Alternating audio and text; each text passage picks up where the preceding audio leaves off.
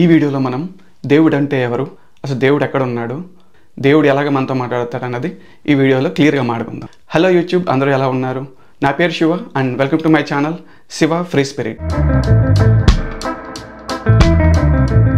ఒక హిందువుగా చూస్తే భగవద్గీతలో మనకి అర్జునుడికి గీతోపదేశం బోధించిన కృష్ణుడు దేవుడు అయ్యాడు అన్నమాట. అంతేగాని కృష్ణుడు గోపికలతో చిలిపి వేషాలు వేసినప్పుడు కానీ వెన్న దొంగతనం చేసినప్పుడు కానీ అతను దేవుడు అవ్వలేదు. సో ఇక్కడ ఎవరికైనా సరే ప్రతిభావంతుడికి ఎవరైతే గీతోపదేశం బోధిస్తాడో, అంటే సక్రమమైన మార్గంలో వెళ్ళడానికి ఎవరైతే నీకు మార్గం చూపిస్తాడో వాడే ప్రతివాడికి భగవంతుడు అన్నమాట. తర్వాత నా క్రిస్టియన్ ఫ్రెండ్స్ నాతో మాట్లాడింది, తర్వాత వాళ్ళ ఫ్రెండ్షిప్ వల్ల నాకు బైబిల్లో తెలిసిన విషయాల్లో నాకు ముఖ్యమైన విషయం ఏంటంటే, శామ్యూల్ అనే వ్యక్తికి దేవుడు ఇలాయి రూపంలో, అంటే ఇలాయి వాయిస్ రూపంలో తనతో మాట్లాడాడు అనమాట. సో ఈ విధంగా ఇక్కడ కూడా మనం ఉదాహరణకు చూసుకుంటే శామ్యూల్తో దేవుడు ఇలాయి రూపంలో మాట్లాడాడు. ఇలాగా దేవుడు అనేవాడు ఎక్కడ ఉండడండి, నీ పక్కన నీ స్నేహితుడి కిందో, నీ బంధువు కిందో, నువ్వు పనిచేసే ప్లేస్లో నీ కొలీగ్ కిందో ఎప్పుడు నీతో ఉండి నీకు హెల్ప్ చేస్తూ ఉంటాడనమాట. మన చుట్టూ ఉన్న వాళ్ళు ముఖ్యమైన వాళ్ళు ఎవరు అని చూస్తే మనం పాలించే వాళ్ళండి. అంటే ఫర్ ఎగ్జాంపుల్ రాజమండ్రి సిటీ నియోజకవర్గాన్ని చూసుకుంటే మనకి మన ఎమ్మెల్యే అనమాట.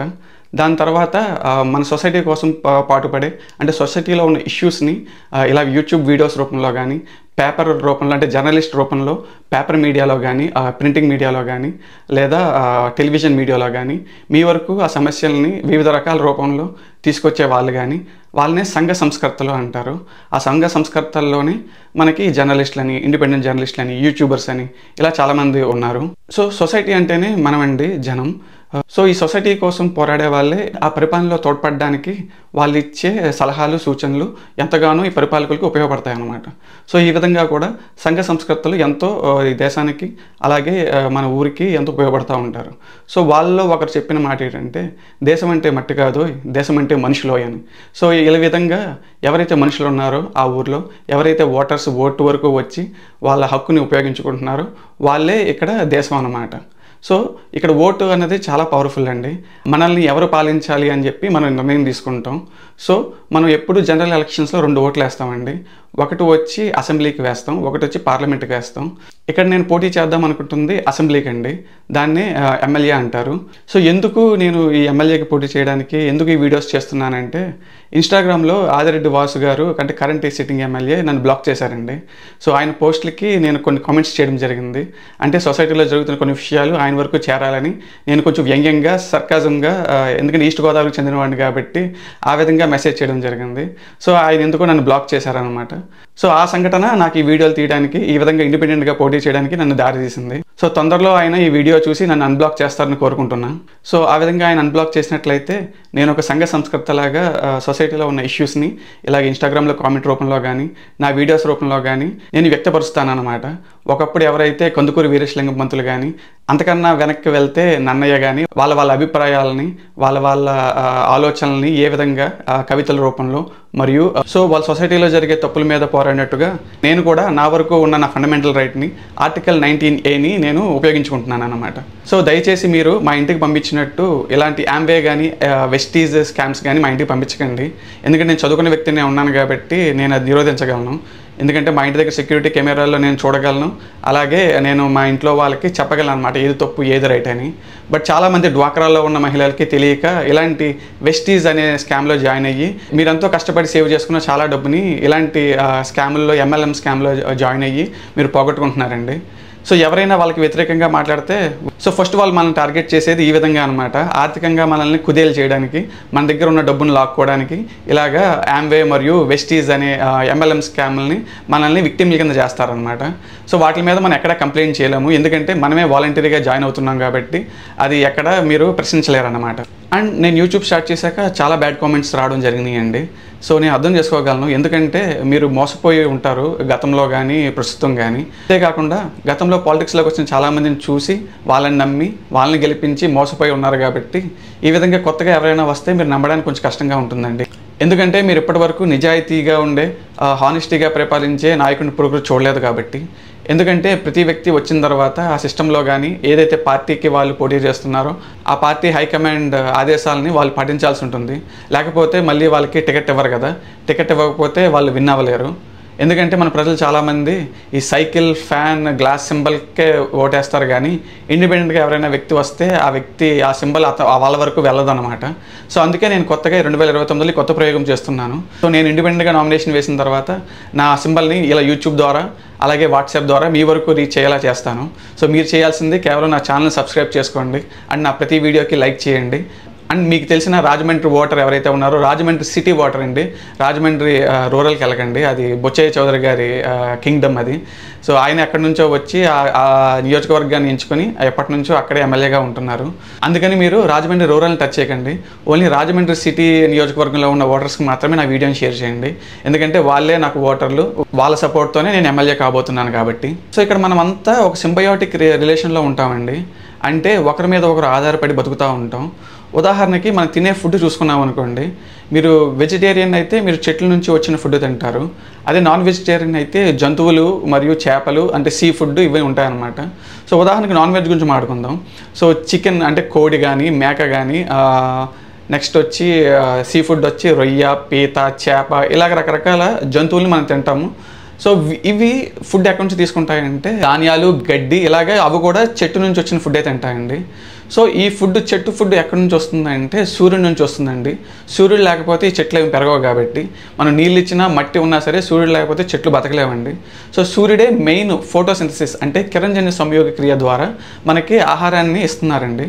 సో ఆ ఫుడ్ తినడం వల్ల మనం పుట్టినప్పుడు చిన్న బేబీ కింద ఉన్న మనం వయసు వచ్చేసరికి ఒక దృఢమైన శరీరంగా తయారయ్యి ఆరోగ్యకరమైన శరీరం తయారవుతుందంటే అదంతా మన సూర్యుడి నుంచి వచ్చిన శక్తి అండి. సో ఆ విధంగా చూస్తే మనందరం సన్ ఆఫ్ సూర్య అంటే సూర్యపుత్రులు మనందరం. సో ఇక్కడ కులాలు, మతాలు ఏమి ఉండవండి. మనందరం తినే ఫుడ్ అంతా సూర్యుడి నుంచి వచ్చింది, మనందరం సూర్యపుత్రులమే. సో మీ సూర్యపుత్రులు అందరూ కలిసి నన్ను గెలిపిస్తే నేను రాజమండ్రి ఎమ్మెల్యేగా అయ్యి, నేను ప్రీవియస్ వీడియోలో చెప్పినట్టు కంబాల్ చెరువు ఇష్యూని అలాగే మన రాజమండ్రి దగ్గర జరుగుతున్న మోసాల మీద పోరాటంలో వచ్చిన బెనిఫిట్స్ అన్ని నాకు ఓటేసిన ఓటర్స్కి డిస్ట్రిబ్యూట్ చేయడం జరుగుతుందన్నమాట. So coming back to good food.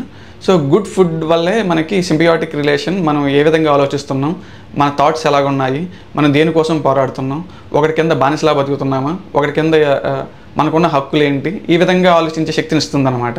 చాలామంది గుడ్ ఫుడ్ అనే భ్రమలో ఎక్కువ నూనె ఉన్న పచ్చళ్ళు కానీ, చాలా నూనె ఉన్న మాంసాలు, బిర్యానీలు తింటున్నారండి. ఇప్పుడు రీసెంట్గా చాలా ఫేమస్ అయింది కదా, హైవేల మీద రెస్టారెంట్లు పెట్టి కొంతమంది విజయవాడలో ఉన్న పొలిటీషియన్స్ సహకారంతో ఎంతో బ్లాక్ మనీని వైట్ మనీ చేస్తున్నారు. అర్ధరాత్రి 2 గంటలకి తింటున్నారంటేనే వాళ్ళు గంజాయి తాగి వచ్చారని చాలామంది అర్థం చేసుకోవాలి. సో వాళ్ళు 2 గంటలకి తింటున్నారంటేనే వాళ్ళకి ఎందుకో ఆకలి బాగా వేస్తుంది. సో అర్ధరాత్రిలో వాళ్ళకి ఆకలి వేస్తుందంటే వాళ్ళకి either హెల్త్ ఇష్యూ అయినా ఉండాలి, లేదా వాళ్ళు అర్ధరాత్రి గంజాయి తీసుకుని ఉండాలి. సో పోలీసు వ్యవస్థ ఏదైతే ఉందో అది ఆ పొలిటీషియన్స్ అండగా వాళ్ళకి సహకరించకుండా అక్కడ ఉండి నిఘా వేస్తే చాలా కేసులు బుక్ చేసుకోవచ్చు మీరు. సో నా ఉద్దేశంలో ఏదైతే మంచి ఫుడ్ ఉందో అది దేవుడితో సమానం అండి. ఏదైతే మంట మీద కానీ, ఫైర్ మీద కానీ వండని ఆహారం ఉంటుందో అది తినడం చాలా ఉత్తమం అండి. నెక్స్ట్ ఈ రెస్టారెంట్స్ గురించి మాట్లాడుకుంటే రీసెంట్గా దేవుడిని కూడా పెట్టి మోసాలు చేస్తున్నారండి. అసలు దేవుడి పటం పెట్టి దాని ముందు చికెన్ బిర్యానీ తినగాలని ఎవరికైనా ఎలా అనిపిస్తుందో నాకు తెలియదు. సో ఇలాంటి అసాంఘిక శక్తుల్ని ప్రజలే ఎదుర్కోవాలండి. బట్ మనమే సపోర్ట్ చేయడం చూస్తుంటే 2024లో ఏం జరిగిందో అదే జరుగుతుంది సమాజంలో. దేవుడి గురించి మాట్లాడుకుంటున్నాం కాబట్టి ఫైనల్గా ఈ టాపిక్ మీద కన్క్లూడ్ చేసే ముందు అమెరికా, ఇండియా ఇష్యూస్ గురించి మాట్లాడుకుందామండి. సో మనకి పేదరికంతో స్వతంత్రం వచ్చిన తర్వాత ఎంతో పేదరికంతో జనాభా ఎక్కువగా ఉండి ఎంతో కష్టపడుతున్న దేశానికి ఆహారం లేకపోతే ఒక దేవుడిలాగా వచ్చిన దేశం అమెరికా అండి. అమెరికా మనకి జెనెటికల్లీ మాడిఫైడ్ రైస్ కానీ ఇవ్వకపోయి ఉండుంటే మన దేశంలో ఎన్నో తరాలు ఇప్పటికే అంతరించిపోయి ఉండేవండి, ఆహారం లేక, ఫుడ్ సప్లై లేక. బట్ ఈ గ్రీన్ రెవల్యూషన్ అని మనం ఎంతో గొప్పగా చెప్పుకొని ఎన్నో విషయాల్లో మనకి అమెరికా సహకరించింది. ఇక్కడ ఇండియా చేసే తప్పు ఏంటండి, ఏదో నువ్వు ఇటైనా ఉండాలి, ఏదో అటైనా ఉండాలి. వీళ్ళ దగ్గర నుంచి ప్రాబ్లం వస్తే వాళ్ళ దగ్గరికి వెళ్తావు, లేదా వాళ్ళ దగ్గర నుంచి ప్రాబ్లం వస్తే వీళ్ళ దగ్గరికి వెళ్తావు. ఎప్పుడు గోడ మీద పిల్లిలాగే ఉంటావు. ఎలాగైతే మన ఓటర్ ఎప్పుడు గోడ మీద పిల్లిలాగా ఎవరు ఎక్కువ ఇస్తారో వాళ్ళ దగ్గరికి వెళ్దామని వాళ్ళు చూస్తూ ఉంటాడు, అలాగే మన దేశం కూడా అండి.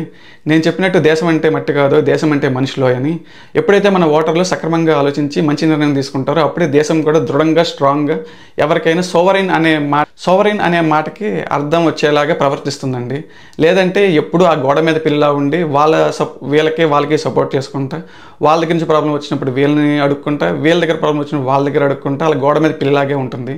దీన్నే మిక్స్డ్ ఎకానమీ అంటారండి. అలాగే క్వాసీ ఫెడరలిజం. సో మనది మిక్స్డ్ ఎకానమీ ఎందుకు ఉన్నది అన్నది, ఎందుకు క్యాపిటలిజం వైపు వెళ్ళలేదు, ఎందుకు కమ్యూనిస్ట్ వైపు పూర్తిగా వెళ్ళలేదు అన్నది ఉన్న దేశం యొక్క సిచ్యువేషన్ బట్టి కానీ అప్పుడున్న దేశ సమస్యల వల్ల కానీ అప్పుడు అలా మనం నిర్ణయం తీసుకున్నాం. బట్ ఇప్పుడు 21st సెంచరీలో 2025 అంటే 25 సంవత్సరాలు కూడా ఈ సెంచరీలో గడిచిపోయినాయి. బట్ స్టిల్ మనం ఇంకా సొంతంగా నిర్ణయం తీసుకోలేం. సోవరెన్ అన్నదానికి అర్థమే లేకుండా ఎందుకు ప్రవర్తిస్తున్నాం అన్నది పెద్ద పెద్ద స్థాయిలో ఉన్న ఐఏఎస్ ఆఫీసర్లు ఆలోచించాలండి. సో ఇక్కడ నేను అమెరికన్ దేవుడు అంటున్నానంటే దేవుడనే అనాలండి. మనకి ఎన్నో విషయాల్లో సహకరించింది. మనకి గుజరాత్లో ఎర్త్క్వేక్ వచ్చినప్పుడు కూడా మనం అమెరికా సహాయమే తీసుకున్నామండి. అలాగే మన డిఆర్డిఓ చేసే ఎన్నో రీసెర్చ్ల్లో మన అమెరికన్ టెక్నాలజీయే వాడుతున్నామండి. సో మరోవైపు చూస్తే చైనాతో కూడా మన ఇండియాలో జరిగే ఎన్నో మెడికల్ ఇండస్ట్రీలో కావాల్సిన మ్యానుఫ్యాక్చరింగ్ కావాల్సినవన్నీ మనం చైనా నుంచే ఇంపోర్ట్ చేసుకుంటున్నామండి. సో దాంతోనూ మనం గొడవ పెట్టుకోలేం.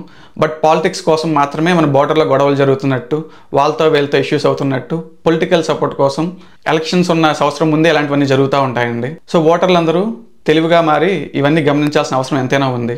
హిస్టరీ మనం ఆ టాపిక్ని బట్టి అప్పుడప్పుడు మాడుకుంటే అది మీకు సరిగ్గా అర్థం అవ్వదండి. అందుకే నేను ఒక హిస్టరీ సిరీస్ స్టార్ట్ చేశాను. సో టైం లైన్లో మనం రాతి మనుషులుగా ఉన్నప్పటి నుంచి ఇప్పుడున్న సివిలైజేషన్ వరకు ఎలాగ స్లోగా ప్రయాణించుకుంటూ వచ్చాం, ఏ రాజులు మనల్ని పరిపాలించారు, వాళ్ళ కొడుకులు వాళ్ళ మనవళ్ళు ఎలాగెలా ప్రవర్తించారు, ఎలాంటి చట్టాలు చేశారు, సో ఒక సామాజికంగా మనం ఎలాగ అభివృద్ధి చెందుతూ వచ్చామనేది ఒక లైన్గా ఒక సీక్వెన్స్లో చేసుకుంటూ వస్తున్నానండి. సో లైన్గా ఆ సిరీస్లో నేను చేసిన ఎపిసోడ్లు 1 by 1 మీరు చూసుకుంటూ వస్తే డాట్స్ అన్ని కనెక్ట్ అవుతాయండి. మీకు చాలా విషయాలు చరిత్రలో మీకు తెలిసిన విషయాలు, చరిత్రలో చాలా విషయాలు మీకు మెరుగ్గా అర్థమవుతాయి. సో నేను అందులో 9 ఎపిసోడ్ వరకు చేశానండి. సో నెక్స్ట్ ఎపిసోడ్ వచ్చి బాబర్ నుంచి స్టార్ట్ చేయాలి, మొఘలుల యొక్క సామ్రాజ్యం గురించి స్టార్ట్ చేయాలి. సో ఇక్కడ నేను బాబర్ గురించి చదివే దగ్గర నేను ఆగిపోయానండి. ఎందుకంటే ఈ బాబర్ అనే వ్యక్తి ఇక్కడ బాబర్ గురించి చూస్తే అతను వచ్చి టర్కిష్ మరియు మంగోలియన్ సంతతికి చెందిన వ్యక్తి అండి. అసలు అతను మన స్కిన్ కాదు, అతను మన బాడీ కలరు కాదు, అతని హెయిర్ కానీ అతని అలంకరణ కానీ అతని కల్చర్ కానీ చాలా డిఫరెంట్గా ఉంటుంది. ఏదో టర్కిష్ కల్చర్లో అయినా పెరిగి ఉండాలి, లేదా మంగోలియన్ కల్చర్ మిక్స్డ్ కల్చర్లో పెరిగిన వ్యక్తి. సో మన ఇండియన్ కల్చర్ కంప్లీట్లీ డిఫరెంట్ అండి. సో ఈ విధంగా చూస్తే మన ఇండియా అసలు అప్పుడు మన ఇండియా 1500లో అసలు ఇండియానే కాదు, అప్పటికే చాలామంది ఆక్రమించుకొని మన భూభాగం అంతా ఆక్రమించుకొని ఓన్లీ సౌత్ ఇండియాలో కొంత భాగం మాత్రమే, అది విజయనగర సామ్రాజ్యం మాత్రమే ఇండియాని పాలించింది. సో ఈ విధంగా చూస్తే అసలు ఇండియా అనేది 1947 వరకు లేదండి. అంతకుముందు వరకు బ్రిటిష్ రాజ్ ఉంది, అంతకుముందు కొంత ఆస్థానాలు ఉన్నాయి. మా వరకు చూస్తే కళింగ ఆస్థానం అండి మా రాజమండ్రి వచ్చి. ఇండియా అనేది దేశభక్తి అన్నది మనకి 1947 నుంచి స్టార్ట్ అయిందండి. ఇంకా మనకి 100 సంవత్సరాలు కూడా అవ్వలేదు మన దేశభక్తి స్టార్ట్ అయ్యి. సో ఆన్ హెవీ నోట్ ఈ వీడియోని కంక్లూడ్ చేసే ముందు ఇక్కడ దేవుడు అంటే మన చుట్టూ ఉన్న వ్యక్తులేనండి, మన చుట్టూ ఉన్న ఫ్రెండ్స్, మన చుట్టూ ఉన్న బంధువులు, మనం ఎవరితో పని చేస్తున్నాం, మన ఆలోచనలు పంచుకుంటున్నాం, వీలేనండి మన దేశం. So take care of your surroundings and take care of your friends and thank you so much for watching. ఈ వీడియోకి మరి ఇంతే అండి. వచ్చే వీడియోలో మరో విషయంతో మళ్ళీ కలుద్దాం. And thank you so much for watching. I will see you all in the next video.